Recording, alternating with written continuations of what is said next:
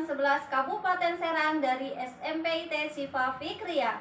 Perkenalkan juga Bu Isyi Sholehah MPD sebagai fasilitator dan Pak Holi Tantoyo Hari MPD sebagai pengajar praktik saya. Baik Bapak Ibu hebat, saya akan memaparkan jurnal refleksi dwi mingguan pada modul 2.2. Selamat menyaksikan.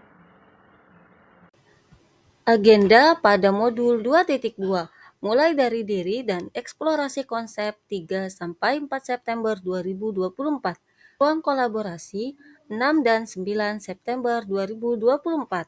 Demonstrasi kontekstual 10-11 September 2024. Pendampingan individu ketiga 12 September 2024. Elaborasi pemahaman yaitu 12 September 2024, jurnal refleksi dwi mingguan, lokakarya ketiga yaitu 14 September 2024. Aksi nyata modul 2.2 17 September 2024. Peristiwa pertama pada 3 September 2024, saya menjawab beberapa pertanyaan yang ada di LMS yang berkaitan dengan pembelajaran sosial emosional.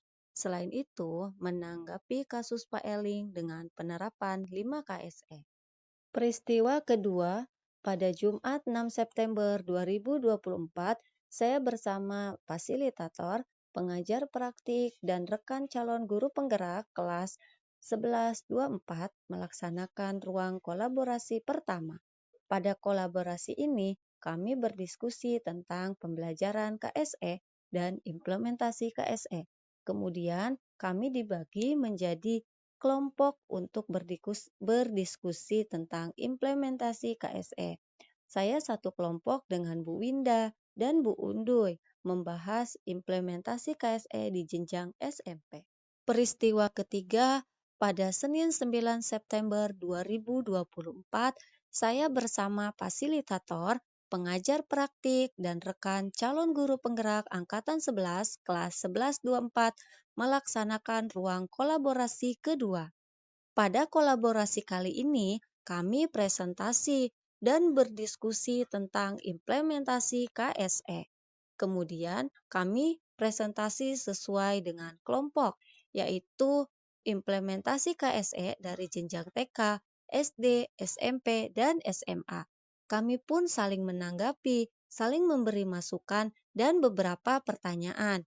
Kemudian, diberikan penguatan oleh fasilitator. Peristiwa keempat yaitu pada demonstrasi kontekstual modul 2.2 pembelajaran sosial dan emosional, saya membuat rencana pelaksanaan pembelajaran yang berkaitan dengan pembelajaran sosial emosional yang diintegrasikan dengan pembelajaran bahasa Indonesia teks prosedur di kelas 9. Peristiwa kelima. Pada Rabu 12 September 2024, saya melakukan ruang elaborasi bersama instruktur, fasilitator, pengajar praktik, dan CGP lainnya. Ruang elaborasi terlaksana dengan interaktif dan komunikatif karena instruktur dan CGP saling berinteraksi dengan antusias. Dari elaborasi ini, saya mendapatkan pendalaman materi pembelajaran sosial dan emosional. PSE atau pembelajaran sosial dan emosional tidak terbatas tentang teknik atau kegiatan saja, tetapi tentang paradigma atau kerangka kerja, framework atau proses untuk mewujudkan pembelajaran kolaboratif oleh seluruh komunitas sekolah agar dapat belajar dan menerapkan pengetahuan, keterampilan, dan sikap positif mengenai aspek sosial dan emosional. 5 kompetensi sosial dan emosional. Yang pertama, kesadaran diri. Kedua, manajemen diri. Ketiga, kesadaran sosial. Keempat, keterampilan berelasi. Kelima, pengambilan keputusan yang bertanggung jawab. Tujuan pembelajaran sosial dan emosional diantaranya yaitu pertama, memberikan pemahaman, penghayatan, dan kemampuan untuk mengelola emosi. KSE kesadaran diri. Kedua, menetapkan dan mencapai tujuan positif KSE manajemen diri. Ketiga, merasakan dan menunjukkan empati kepada orang lain, KSE kesadaran sosial. Keempat, membangun dan mempertahankan hubungan yang positif, KSE keterampilan berelasi. Dan kelima, membuat keputusan yang bertanggung jawab, KSE pengambilan keputusan yang bertanggung jawab. Peristiwa keenam yaitu pendampingan individu pada 12 September 2024.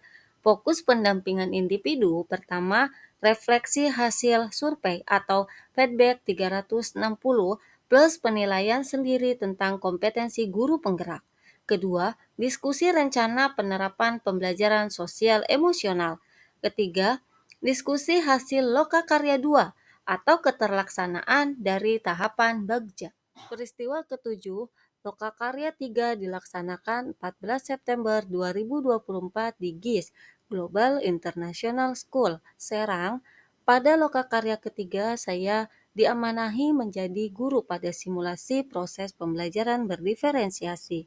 Dua teman CGP, yaitu Bu Mariati dan Bu Wulan, menjadi observer, dan teman-teman CGP lainnya menjadi murid.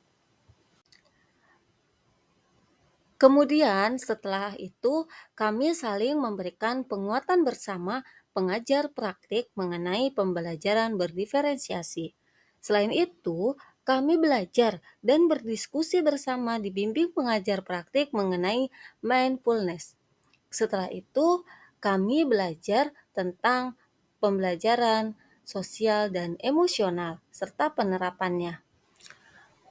Perasaan saya belajar pada modul 2.2 pembelajaran KSE yaitu bahagia dan bersyukur karena dapat menambah pengalaman dan pengetahuan baru yang dapat mengupgrade diri sebagai pendidik.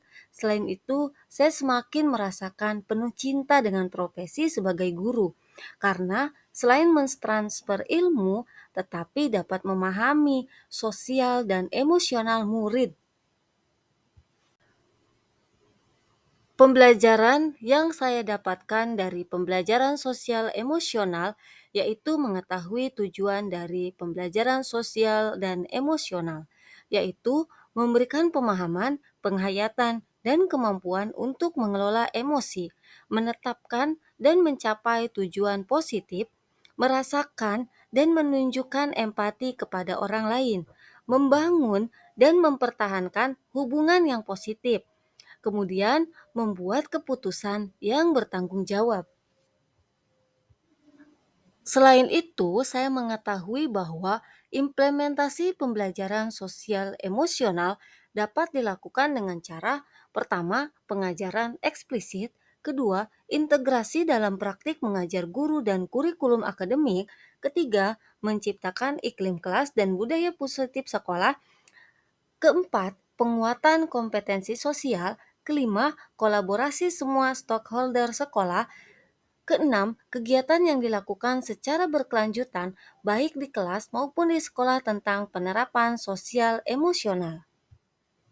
Setelah mempelajari modul 2.2 pembelajaran sosial emosional, beberapa hal yang akan saya lakukan dan terapkan, yaitu saya akan membuat modul ajar yang terintegrasi dengan kompetensi sosial emosional.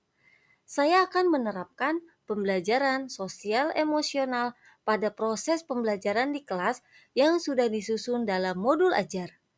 Kemudian, saya akan menciptakan iklim kelas dan budaya positif. Selain itu, saya akan berkolaborasi dengan rekan sejawat untuk menerapkan pembelajaran sosial emosional di sekolah.